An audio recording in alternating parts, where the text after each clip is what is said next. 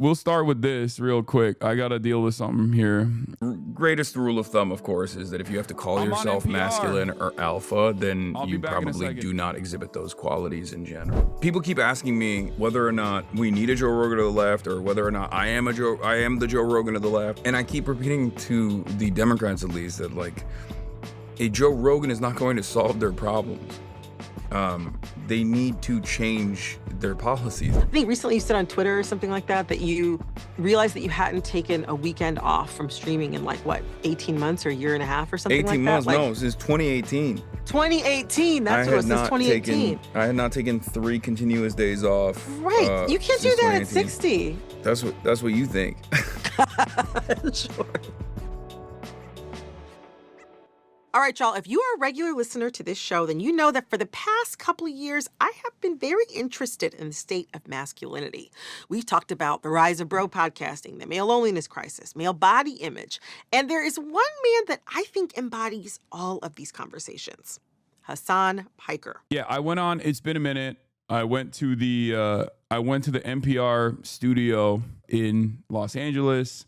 We were supposed to do this in New York in person, but unfortunately we couldn't do it in New York in person because I was, filming some other stuff. I think she wasn't there at the time that I was there. In any case, we did it. It's been a minute. It's a 42-minute conversation. It was pretty good. I hope it's I love doing these sorts of podcasts because it's great to show your family members or whatever, you know what I mean? It's like when I go on, I don't know, a bro podcast, right? That's good for all the bros. You can show your bro friends. When I go on NPR, you can show your older liberal moms and stuff like that. He is a hugely popular Twitch streamer who talks about progressive politics with his more than 2.9 million followers. He's covered topics ranging from the war in Gaza to immigration and even the New York City mayoral race. He also has hugely loyal fans. Here's just some of the things they say about him. Shaka143 of TikTok says, "Tell him, Habibi." Swept the Leg from Reddit says he is a himbo gateway drug to leftist thought.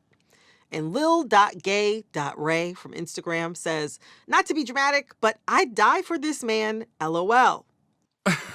And Hasan, I don't know if I've ever heard the term himbo gateway drug before. Is that how you describe yourself? Yeah, I think that nails it, I guess. Just gateway drug to empathy. Gateway in drug to a empathy. himbo format. Schizo Abe, dying for an online commentator is not revolutionary. Yeah, man, it's a joke. I don't know if you know this, but you know what's revolutionary? Taking an Instagram comment seriously. That is the peak revolutionary form right there. Earlier this year, you were profiled by the New York Times, and that headline was really something. I think the original headline was "Progressive Mind in a MAGA Body." That's what it was. Yes, you are correct. The headline was "Progressive Hasan Piker, a progressive mind in a MAGA body."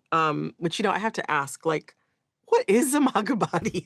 I don't know. Do you know what that is? No, I believe that they were trying to say that this is the manosphere. And there's a lot of content creators in the manosphere that work out. And I think that's what they were trying to point to. But when you invoke the MAGA body, I don't think most people, New York Times readers or not, are going to look at that and think a very brolic guy. They're going to think of, I don't know, someone like a normal American, the average American. The New York Times was specifically, I think, trying to invoke the image of this this masculine man who works out quite a bit. I find it interesting, perhaps the everyday person might think of a MAGA body as an everyday person's physique. Yet, it sounds like that headline kind of tied masculinity to a certain type of physique or masculinity to MAGA in a really specific way. For sure. I think that's deliberate and I think it's wrong. I don't think masculinity is associated with MAGA. I don't even think masculinity is necessarily associated with working out. I think what we consider to be masculine is just confidence. That's what I believe is the number one mistake that many people make when talking about masculinity. It's It's just an outward expression of confidence and, like, I guess, a demonstration of leadership skills. That's what Mm. most of these people are pointing to when they talk about being alpha or being masculine in general, like a lot of these people online. Women can't be confident. No, first of all, women can be masculine as well. And you're misunderstanding my point. I'm not saying this is the correct interpretation of masculinity. I'm saying that what people consider to be masculine values is basically just a demonstration of confidence. Whenever someone says, "Oh, I'm alpha," like the value that they're describing with that terminology is simply being confident. That's it. And it's ironic because none of those people are actually confident. Like, if you have to consistently relitigate how confident you are, how macho you are, how masculine you are, you probably aren't that, and you're insecure about it, and that's why you're making up for that insecurity by really hamming it up and consistently explaining to people how masculine you are or how alpha you are. That's it. If you got to keep telling people you're that, then you don't have it. You ain't that. The greatest rule of thumb, of course, is that if you have to call yourself masculine or alpha, then you probably do not exhibit those qualities in general. You talk a lot about working out. You also like video games. And on top of all of that, you talk about politics on the internet. But these are very much right now activities associated with bro culture. Bros, I think, are often stereotypically considered to be conservative. Why do you think like these activities, like working out, video games, etc., why do you think they are so conservative coded? I wouldn't say they're necessarily conservative coded. I would just simply say that they are easier to be branded as apolitical. I mean, there's a very funny, long-standing joke or meme in the gaming sphere where people will say, "Oh, why do you have politics in my video games?" Like, get politics out of my video games is like this rallying cry from Gamergate onward, and it usually is deployed at any video game that has like a black female protagonist, and then immediately that's like being considered as political. It's like the two genders, white man and political, and these guys will unironically say things like Call of Duty is not political, or Call of Duty wasn't political until there was like a black woman in it. Yeah, they just don't understand that like Call of Duty has of course always been political. And it's sometimes making a criticism of American imperialism. In other instances, it's quite literally defending American imperialism, but it's never not political. It's just that a lot of guys don't read it as politics when it's something that they agree with or aren't putting much thought into. And I think that's what happens in a lot of these spaces for a lot of these hobbies is that we cede territory to right-wing actors because they get to angle it as though they're above the interests of politics. Don't try to read too much into this thing. Just enjoy it. Which is interesting because I kind of do that as well. Like, I say that same thing every now and then. Like, I had Dr. Abdul El Sayed on yesterday. He's running for senator in Michigan, in the state of Michigan. Yeah. He's great. He's also kind of a bro himself. He loves working out. I've seen him post All-American. about it online for sure. Yeah. And we were talking, and he said something. He was like, I felt bad. I felt uncomfortable, but I really like Top Gun. And I was like, dude, you don't have to say that. Like, yeah, it was a good movie, Sure, it's a movie about American imperialism, but like, it's a good movie. Sometimes it's okay to just be like, I like this. This is funny. I like this movie. This is a good movie. It was well shot.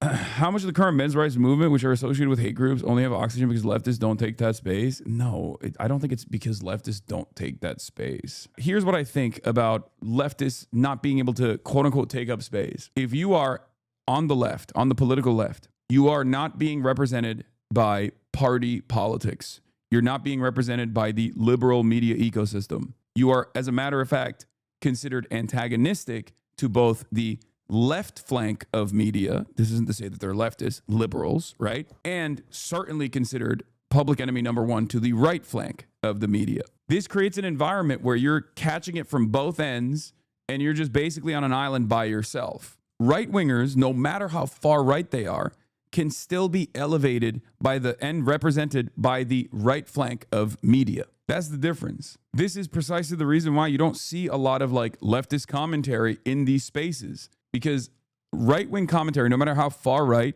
still gets elevated all the way up to Fox News. There is a closeness to what even someone like Nicholas Fuentes is saying with someone like the Fox and Friends people. You know what I mean? Like, one might be a little bit more extreme than the other, right? And there are certainly some issues like blaming Jews where they're completely at odds with one another. But overall, their worldview is close to one another. There's a closeness to it. Whereas for liberals don't want even basic social safety net expansion. Like liberals in the media, by design, as a consequence of their job, as a consequence of like what their role is in society, do not even want to present modest expansion of these social safety nets. And this is precisely the reason why people like Tucker Carlson get to flood the marketplace with commentary on Gaza, for example. Anti-Zionists who are on the left, anti-imperialists, anti-Zionists, have been talking about this issue for decades, myself included. But the most prominent voices in American discourse right now, American political discourse right now on what Israel is doing in Gaza are all right-wingers, and that is by design. The reason why it's all right-wingers isn't just because like the media wants or is more comfortable with right-wing voices as opposed to like leftist voices. That plays a role in it.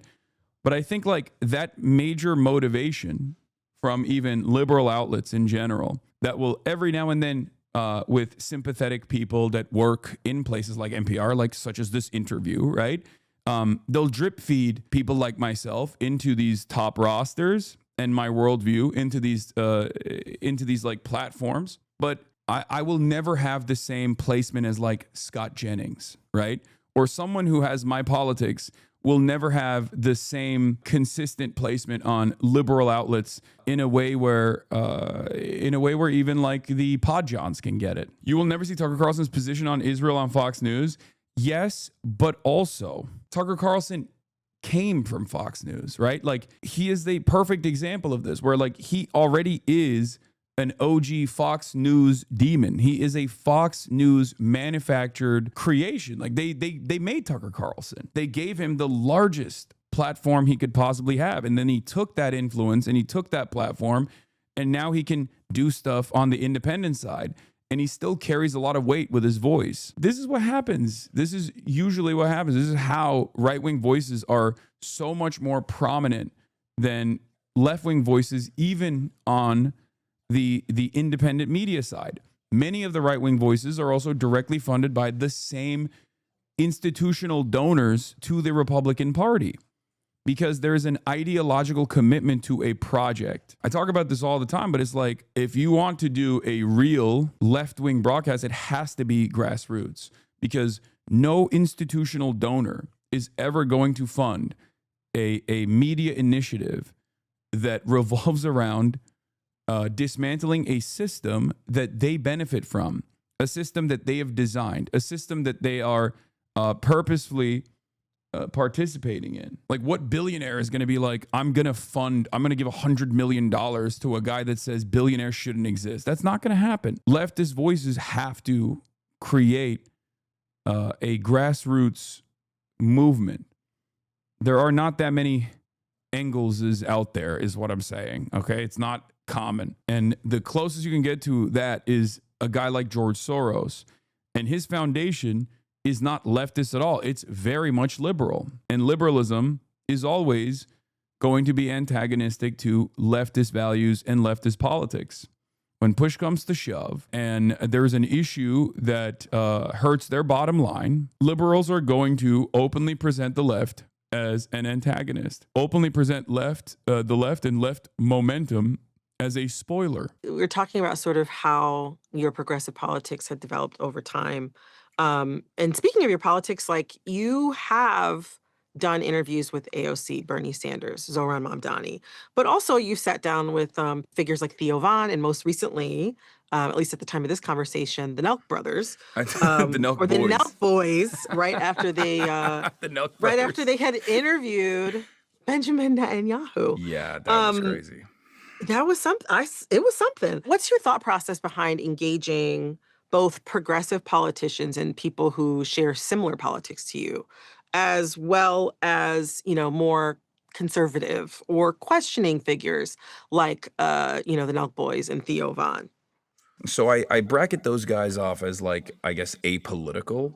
Like in the, Hmm. they represent the median voter quite well, as a matter of fact, Wait, especially with how, you just to pause, you mean you bracket someone like Theo Von more as apolitical, or you consider the Nelk Boys apolitical as well? No, you no, think they're yeah, I'm conservative. Go ahead. saying Yeah. that they're conservative, but they're Mm-hmm. not a mouthpiece for the party in the same way that like the Daily Wire is, or the same way that Charlie Kirk is. So those guys Gotcha. are Nelk is probably at the tail end of this. Like that's the closest to the Daily Wire and the PragerU's of the Sure. world, whereas like the Theo Vons and Andrew Schultz and all of these Mm-hmm. other Mm-hmm. podcasts, like they just kind of go along with the wind, and they will find themselves swept away with like right-wing sentiment. I mean, to a certain degree, one might even consider it to be grifting, I guess, but I think it's more so just like someone who doesn't have a well-defined political worldview. The reason why I consider them in a separate category than like the Daily Wires of the world and the Charlie Kirks of the world, the Fox News of the world, is because like those guys are deliberately doing right-wing political propaganda, and their entire job relies on them being a consistent defender of the Republican Party and reactionary thought. Whereas a lot of these other podcasters, they will change their attitude. While they command influence and attention within the base of support for the Republican Mm-hmm. Party, they will change their perspective. As they'll jump ship, I guess, far before any Republican commentator ever would. They're easier to convince, and therefore their audiences are easier to convince. Is that something you take into account then when sort of like debating these guys or having or like, streaming with them or talking to them? Yeah, absolutely. It's definitely something I take into account. There's a comment that you read once that lives in my head. Why does mainstream media keep interacting with this guy? It's like they just don't care, or we're wrong about him. I know. And it's really interesting because a lot of people don't just go, maybe this entire community that we've designed, not around real political opinions or anything, and just simply cultivated drama around this person is wrong. And all of these like other educated journalists who have a political opinion might actually be right about him, and we might be wrong about him. But instead of entertaining that notion, I think a lot of people turn around. They just like go after even more ridiculous fantasies. Like it's a QAnon style situation where I just have like blackmail on all of these people, whether it be the Twitch CEO or whether it be journalists in all of these other reputable outlets. Or maybe perhaps all these outlets are wrong too. Ladies, as you paid $20K for this NPR interview, that's so funny. That's like when people say I'm on steroids. I take that as that's great. Thank you. Thank you for thinking that I'm competent enough to hire a PR team that is getting me all these media hits. And it's not just like my poor manager who is taking in all of these inbound requests that are coming in for these interviews. Yeah, I saw this. I know. Hasan, it doesn't matter how many puff pieces you buy, you will never outrun your own reputation. A Nepo baby, terrorist-loving, America-hating, tanky, degenerate, and womanizing creep. He for sure spends at least $20,000 a month on PR based on my experience. Based on my experience is so funny. Does that mean Ethan is paying $20,000 a month for a PR firm and they just haven't been able to like get him into any of these outlets? Is that what that means? Because goddamn, dude. I think a lot of people around this man are just farming him. They're just basically farming him aggressively for whatever wages they can justify. Every accusation is a confession. I mean, this is literally a confession. According to Taylor Lorenz, he's a meme in journalist circles because he keeps asking for a puff piece. I would give him free ball right now because I obviously have been in these spaces for quite a while. I have a lot of fantastic journalist friends, for example. But I'm not going to do that because there are outlets that you could go to. I'm just not. God, I always love giving ideological enemies good advice for some reason. So I'm not going to do that. That's my New Year's resolution. Using America hating as a position that should be reconsidered tells you everything you need to know. I know this is like Steven Crowder shit. Okay, a Nepo baby, Nepo baby is not even something that I hide. You know, I am a nepotism recipient. Shouts out to Uncle Jank. But terrorist loving, America hating, tanky, degenerate, and womanizing creep. It's like, dude, you sound like you're writing for Breitbart. None of this is new. Like this is what I've heard my entire career as a political commentator. It's just I've never heard it from someone who still tries to cling on to the notion that they are a liberal. Doesn't he still say he's progressive? I don't fucking know. I don't keep up with him. I just only see shit every now and then whenever he just like has a moment, has a Hasbara moment on the Hasbara Hate Hasan podcast. That's what the H3 stands for now. Hasbara Hate Hasan. I think these guys just don't understand how this stuff works. They can't contend with the reality that there's like a fuck ton of journalists that are in this community. They don't understand that there is a ideological diversity represented even in mainstream institutions. And some of them are like, oh yeah, I want to interview this person. Like, that's it. This one is funny too. I don't even know what the critique is here. This is incredible. Hasan at various points refers to himself as a progressive social democrat, NPR for Zoomers. He says that his privilege allows him to do emotional labor of being more patient with people who have regressive or bigoted attitudes. I mean, it's literally true. And I don't say I'm a social democrat. I say my starting point was social democracy. I don't even understand. Like, this is just your failure to understand the point. Why do these guys get so ass mad anytime any of these outlets are like, yeah, we should do it. They think they can just like harass NPR and NPR journalists into submission. It doesn't work that way. These aren't like squishy liberal influencer types that are going to get really scared when they see like a fuck ton of brigaded comment sections. These are journalists who already eat that every day. They're hardened reporters who have already experienced an endless amount of hatred from the right. So when they see stuff like this, they know exactly what it is. You know, these are people whose ops are the president. You're over here being like, this guy's bad. How dare you interview this person? It's like, okay, dude, good luck.